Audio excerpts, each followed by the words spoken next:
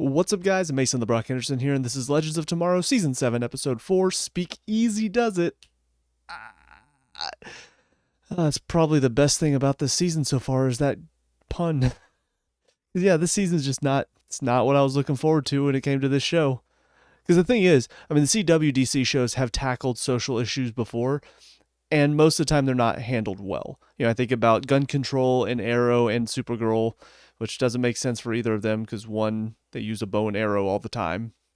And then the other one, they just have they're super genius scientists make a non-lethal, powerful weapon to replace guns. So it's like, yeah, we can easily do that. And then they've also tackled like illegal immigration in Supergirl, but use actual aliens, which definitely doesn't make sense when you compare real aliens to illegal immigrants in our world.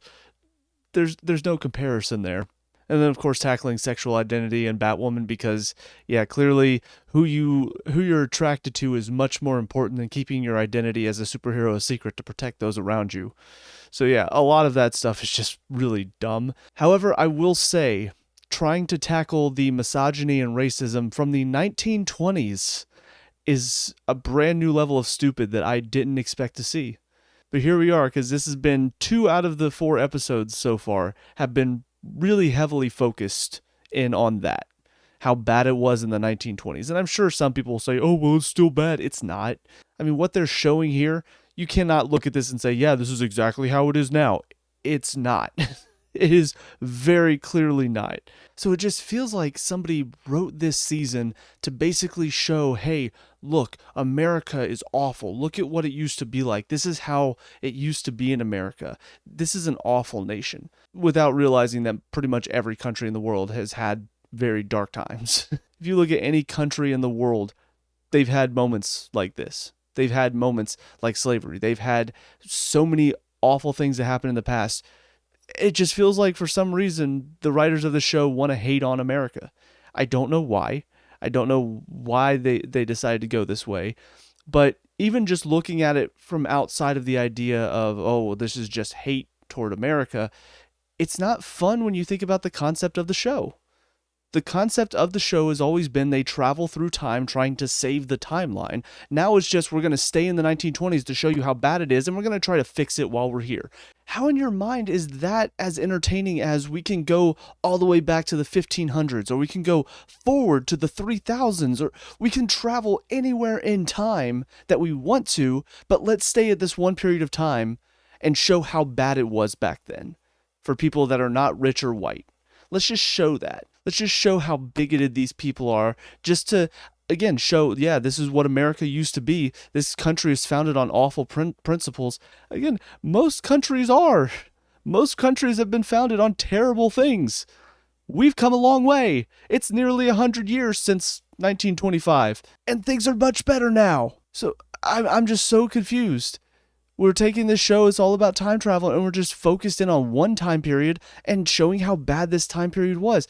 That's not entertaining. And I truly want to know if anybody watched this and was actually enjoying it. Because even the people that this is speaking to, because obviously this is not meant for me. These episodes have clearly been hating on people that look like me. That's just the fact of it. So clearly it's not meant for me. But for the people it's meant for, could they even watch this and go, yeah, you tell him, yeah, you get him. You're going after these fictional historical people in this fictional world. It feels like a fanfic, like a historical fanfic. I want to go back in time. You know, might as well just go back in time and punch Hitler in the face. Something like that. Like, yeah. Oh, we're gonna have our time travelers go back and they're gonna beat the shit out of Hitler. They're just gonna kill him before he can do any of the awful stuff. Okay, that's great, fantastic. Still happened in real life though. You didn't change anything about that. It might feel good to have fictional characters do that in a fictional world. In our life, it still happened. You didn't change any of that. But that's almost what it feels like they're trying to do here, is they feel like, oh, if we do this, it'll change our world too. It won't. And again, it's not entertaining. The only entertaining thing about this episode was the song and dance number.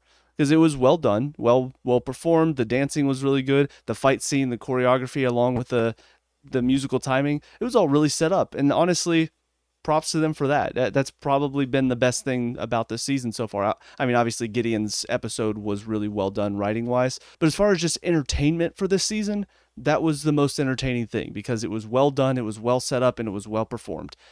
But everything else, story-wise, character-wise, I mean, we're sitting here talking about Nate and Zari again. How many times have we done this number? You know, it feels like we're just going back to it again. And then on top of that, it kind of feels like just we're meandering here. You know, we're spending all this time when the mission is to get to New York. The mission is to get there and find the guy who created the Time Bureau or whatever. And obviously Gideon, Astra, and Spooner are all trying to stop them from getting there. But that's the goal of this season. We're on episode 4, and it feels like we're not even halfway there. It feels like we're just spending our time talking about what an awful place 1920 is. How is that fun? If it's so bad, why don't we get out of here then? Why don't we go somewhere better? Why don't we actually do something entertaining? Progress the story somehow. I don't know. Just anything that's not... Let's talk about how awful it was back in the 1920s, because I am just done with this. I'm done with this story. Yes, we all know it was awful back then. It was a different time. We've moved on. Could you please? But yeah, looking at the stories individually, I mean, they're both just kind of the same thing. You've got Astra, Spooner, and Gideon all helping this one woman get away from her abusive boyfriend who is handling her career and basically forcing her to do these awful things for his sake. And then you got the rest of the legends working with this one guy who they kind of messed up his whole bar scheme by selling alcohol in there. Pisses off the mobster that gave him the building to begin with, and so they help him set up another party to help him raise funds, and that's basically it. That's all we really did here. We didn't learn anything new. We didn't gain any new information. They captured the robot Hoover, so I guess they'll probably find out about what's going on with Bishop and the new Time Bureau, I'm assuming he set up, or whatever he's doing with the other Gideon that he has. But outside of capturing Hoover, I mean, we didn't make any major steps forward. It was just, we're here. We're stuck here. I'm just ready to get this story going. I mean, there's only 13 episodes in this final season. So we are almost a quarter of the way there. We're basically a quarter of the way there. And we still have not made any major steps forward. But with that being said, I mean, that's about it for this episode. It was just a lot of that and then a really good song and dance number. And that's honestly it. We'll see if this continues, but with that being said, on to the next episode. I'll see you there. And now episode 5, it's a mad scientist. 4 mads in one title. That's how you know he's really, really mad. Ultimately, better episode. This was so much more focused on the actual plot and moving things forward. So of course it's better. It's not focusing on the stupid stuff that I don't want to see in this final season. And for the most part, it's okay. I think the main downside for me is the plot is a little messy when it comes to what does Davies actually do? Like, what happened to him originally? Because seemingly, when the machine blows up with just him, seemingly that means somehow the Time Bureau goes on to be created. I don't know how that works. I don't know if maybe the explosion sent him to another time and somehow maybe sent him outside of time, and that's how he created the Time Bureau. But I would assume that he didn't die from the explosion. And the only reason I think that is just because when the Legends were about to use it, that's what caused Ava and Gary to disappear. So in my mind, that's what makes the most sense, but it's still a little fuzzy. And I do hope that there's at least a little bit of an explanation, because if not, then I'm just sitting here speculating about what could have happened.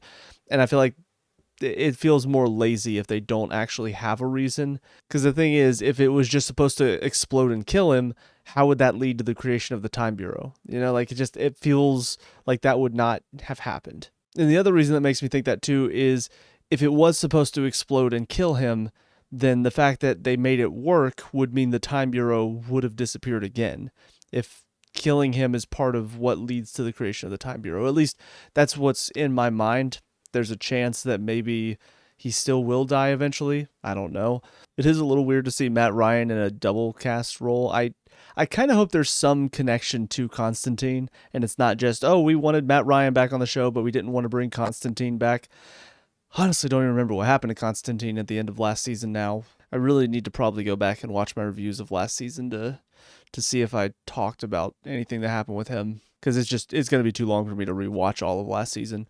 But I will say the joke, It almost worked. The one that did get a chuckle out of me is the final one, where I think it was Zari said that he looked like Ray. I don't remember who said he looked like Ray, but that was the one, because obviously originally they're like, oh, he looks like a young Mick. I think he looks more like Stein. I was like, okay, I get it. You know, you think he looks like somebody you know, and they're naming everybody except for Constantine. I don't know exactly why, but the first two jokes with Sarah and Gary weren't that funny, and then for some reason when it continued later on, I found that funnier. Don't know why. I chuckled at the third joke. But yeah, we'll see what exactly his story is going to be, why he's going to be with the Legends now. He wants to go save somebody he loves. Don't know who that's going to be. And obviously we don't know where they ended up. I don't think at the end. Didn't recognize it. But I am more intrigued overall. I'm excited to see where this story is going to go. Obviously, we see a little bit more of this automated system that replaces these anomalies. They brought in a new Edison to replace the one that they killed, which there's something kind of funny. You know, the Hoover death was not that funny to me because it was so ridiculous that I couldn't really laugh at it. The Edison one was a little bit more funny. There's something very dark about the idea that they are killing these very prominent figures, and those figures are being replaced with robots so that the timeline can continue. There's something dark about that, and I do find that idea funny, but I think because the Hoover death was so over the top, whereas the Edison one was a little bit more realistic. I mean, seeing Hoover blow up in front of your face, yeah, a guy at Edison's age probably would have a heart attack. That's kind of funny. I don't know why death is funny. That's probably says a lot about me, actually. I don't know if I should have admitted to that. I don't know. It's dark humor, and I find it kind of funny. I just prefer that they don't make it so over the top like they did with Hoover's death, because that's when it sort of takes me out of it and takes some of the humor away, in my opinion. But I figure sometime soon they'll trace it back to Bishop. I don't know exactly when. I thought they were going to do it whenever they captured Hoover. I figured they would be able to trace it back to Bishop or to this Gideon program that he has, but apparently they weren't able. They were able to get in there, look at his systems and look at his programming, but they couldn't trace it back to Gideon is the one that probably programmed him, or Bishop did. I don't know. Probably one of the two. But I figure we'll probably get onto that story pretty soon, since we're almost halfway through the season now. At least I hope so. Yeah, it's a good episode. It gets it back on track for me, and I'm also just glad to be out of the 1920s, because my God, it was getting unbearable. Yeah, I feel like the only time that was really brought up was when Astra and Spooner and Gideon were trying to hitch a ride, and it's like, oh, well, yeah, nobody's going to pull over for them because, oh, they're not white and they're not men, so they're not going to give them a ride, you know, because men definitely wouldn't pull over to the side of the road for three beautiful women to give them a ride. What? It was just so dumb to me. Like, I don't care what decade it is. If a man sees three beautiful women walking on the side of the road, more likely than not, he's going to pull over. It's going to happen. Probably not going to be for the right reasons, and maybe that's something that they wanted to avoid discussing. But yeah, it would have happened a lot sooner for them. But the whole Lucky Rock thing, I mean, it was kind of predictable and silly, because who wouldn't have guessed that that's exactly what she did? Oh yeah, I put a spell in this rock, and no, you didn't. It's clear you just wanted to cheer her up, but then somehow it works anyway. That's where it gets too silly for me. Like, it'd be one thing if they got the Lucky Rock and then they started finding certain things that they thought were lucky, but then it turned out they weren't. But in reality, like, everything started happening for him right away. Like, somebody breaks down right in front of him, and then all of a sudden this racer who's a really nice guy shows up out of nowhere to help him out. It felt way too coincidental and actually very lucky for them. So to say that, oh yeah, she was just lying about the Lucky Rock thing, it was silly. It was, again, very predictable too. But I think that's about it for this episode. So back on board, feeling a lot better about this final season. Hopefully it picks up from here. Again, I'm a little worried because Bishop seems like he's going to be the final bad guy in this final season, which feels very repetitive from last season. But who knows? Maybe they'll do something different. Looking forward to it now. Definitely did not feel that way earlier. So that being said, on to the final of these 3 episodes. I'll see you there. And finally, episode 6, Deus Ex Latrina. This one was okay. I definitely had some issues. First of all, the fact that they're just changing the timeline willy-nilly, it once again just sort of feels pointless to me. I get the idea. I get that they want to help people. I understand that concept. But like I was talking about with the whole 1920s and trying to help these people there, it's not really doing anything. You know, it's a nice thought to have. It's a nice feeling to think, oh, what if we could go back in time and change that and not have any repercussions for it? But the fact of the matter is there would be repercussions. We don't know what that would change.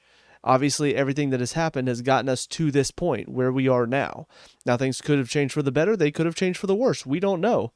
For instance, in this one, people escaping Chernobyl, obviously, there's a lot of talk about what's going on with Russia right now. Not going to get into all of that. But maybe there's somebody that survives and then they have a kid and that kid could have some very important consequences or anything along those lines. Like, there are things that could have changed for the worse. If you make these changes that, oh, but we're helping people. Okay, good. How do you know you're helping everyone? How do you know you're not hurting some people? How do you know the people you're helping are not going to hurt people in the future? Like, that's where I feel like this is all kind of just gone out the window as far as thinking logically. Now it's all about feelings over facts. And it's unfortunately something that the Legends have dealt with before. We've definitely seen moments where they just decided, hey, you know what? Screw what happens in the timeline. We're just going to do this to help them out and not have any repercussions for it. That's not how that works. I didn't mind the one where, can't remember who it was now. Might have been Marilyn Monroe. But I remember they saved somebody. They saved a woman who, in a time period where women were not well respected, they saved her when she was about to die, and they basically took her to the island of Themyscira with the Amazonian women. That's okay, because obviously she still dies in the timeline. Everything still works out the same way there, but she actually gets to live. It's also similar to something Agents of S.H.I.E.L.D. did with one of the characters from Agent Carter.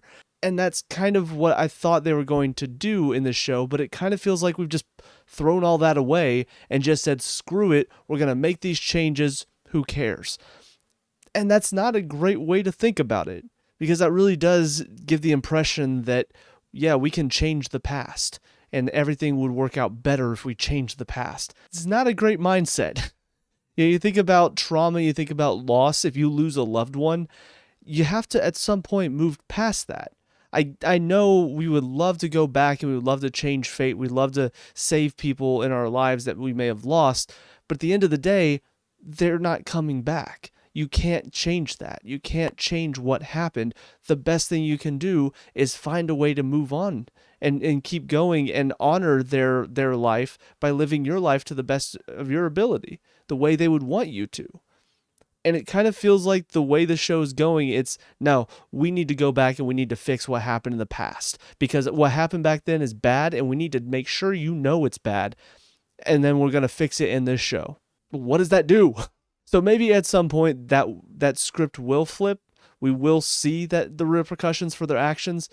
But I don't think we will. Because it's being painted in such a positive light that they're doing all of this. Like they're being seen as heroes for saving people or helping people. And all I could think is probably not. Just like the woman that they helped in the 4th episode. I mean, every chance that she could die a worse death, or maybe the people around her die too, because the mobster's so pissed that he ends up going after her and her family. I know, oh no, but they scared him. Yeah, he'll get over it at some point. I don't know. It just feels so simple-minded to think we can help these people that were not helped before, and that's everything's going to work out okay. Everything we're gonna help these people, and suddenly all of the bigotry and the misogyny and the racism that happened in 1920, they're gonna move past it. If we help them right now with these problems that they currently have, their lives will get better. It's so small-minded to think that way, but that's kind of what it feels like the show is trying to do. So I will say that decision in this episode to save the lives of all these people at Chernobyl, that for me felt stupid. Because you are saving a bunch of lives that has such huge repercussions on the timeline. Like, just imagining, what is it, like a few thousand people that either died or had their lives basically ruined because of this. Now all of a sudden they're going to live, and they're probably going to live better lives. What is that going to do? That's such a huge change. And they're acting like, yeah, this is fine. This is fine. We have this power to stop. No, you don't. That the point of the Legends is to keep the timeline intact. It's actually weird because we're seeing this Gideon AI program that Bishop basically created and has turned into a HAL 9000 basically.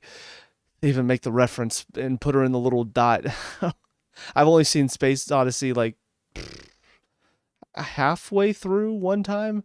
I know the reference though that they're making with the "I can't do that, Ava." Like I get it, but I kind of agree with her. They're making her out to be the bad guy, but she's making a lot of sense because the Legends have gone rogue. Basically, they've basically just said screw the timeline. We're making whatever changes we want to make. We're gonna help people, even if it means that the timeline's gonna get probably 10 times worse. And it's blowing my mind that that's the route that they're taking with this final season. There were a couple of moments where they helped one or two people. Okay, I still think it's stupid, but it's the minuscule ones, and there's every chance that things work out the same way anyway. But now this is no, you just saved thousands of people that were going to either die or not live normally anymore. That's going above and beyond what you guys are supposed to be doing. That is ridiculously irresponsible. And they're just like, yeah, pat on the back. Good job, guys. We did a good. I mean, obviously they're freaked out in the sense that well, the rogue wave rider is going to show up and try to blow us up, but they're not looking at it from the point of view of guys. That is a huge change of the timeline, and I just don't understand why.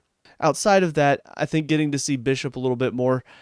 I like this a bit better. He doesn't seem like he's going to be the bad guy. It seems like it's going to be this rogue Gideon that is basically trying to eliminate them and make sure the timeline stays intact, which, again, it's kind of hard to look at that as a bad thing because the timeline is kind of important to keep on the straight and narrow, like changing things. Who knows what bad things can happen? I just have to imagine that they get back to the present and everything is just in ruins, and they look back and think, what have we done? We had all this power, we used it irresponsibly, and now look at what we've created. But instead, I feel like they're going to get back to the present and be like, guys, all hate is abolished. Nobody hates each other. You guys did such a good job. You created a timeline where everybody loves everybody, and it's just so happy here, and we all get along. And at that point, that's when I'm going to laugh and just know that this is fan fiction that is being written right now. This is not a serious show to be taken seriously. This is fan fiction written for sappy teen young adults that just want to live in these fantasy worlds that everything's going to work out well if we just stop hating each other. Yeah, because it's that easy. Moving on from all of that, though, we also see a lot of just individual interactions. You've got Gideon and Gary, and that's just weird. I don't know. The line from Gideon, "Will you have sexual intercourse with me?" That was funny in the way it was delivered. I knew that's where they were going with it. When she started talking about, are there any experiences you haven't had as a human? I'm just like, okay, so they're probably going to get to some sort of romantic, intimate action. But just the blatancy with which she said it did get a chuckle out of me. So that was funny. But everything else about it is just, yeah, you've got an AI turned human, and you've got an alien that's pretending to be human, and then they hook up. Okay. And honestly, Gary is still just, he's not one of my favorite characters, honestly. Nothing at all against the guy that's playing Gary. I think he's doing a good job.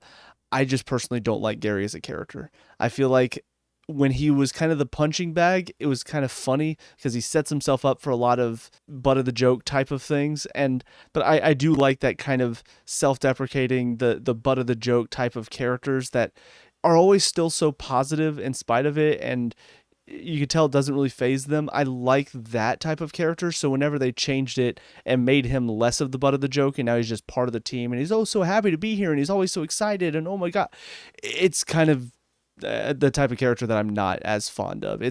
I think I've talked about this before in other views, but there are certain characters like this.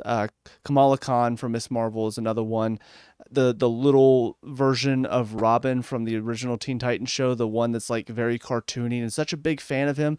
Another character I can't stand. There are several characters like that are just so excited to be around people, and so, oh my goodness, oh, what was the one girl that ended up getting bit by the monster and then she turned into a monster herself?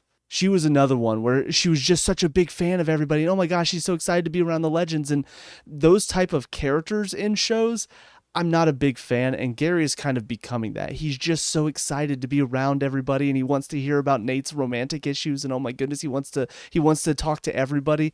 And I don't like those types of characters. So because he's become more of that type of character, I've not liked him nearly as much. So anytime he's in a scene, I just kind of roll my eyes and wait for it to end, if I'm being honest.